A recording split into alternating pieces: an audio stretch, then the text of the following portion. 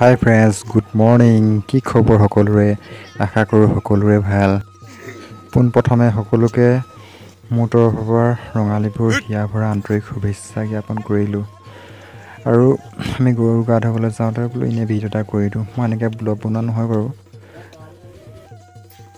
সেয়া আমাৰ নদীখন পামগৈ আৰু এয়া মোৰ পিতাশ্ৰী। ভাল লাগিছে আমাৰ ৰাস্তা পদূলি চাওকচোন, গাঁৱলীয়া ৰাস্তা। এয়া পালোহি আমাৰ নদীখন। এইখন আমাৰ কালিয়নী নৈখন। এয়া চাওক কেনেকুৱা লাগিছে, প্লিজ কমেণ্ট কৰিব।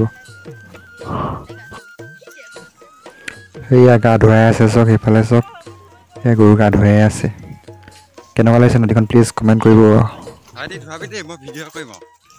আৰু আজিৰ ভিডিঅ'টো ইমানেই আছিল। সম্পূৰ্ণ ভিডিঅ' কৰিব নোৱাৰিলোঁ, তাৰ বাবে মই দুখিত।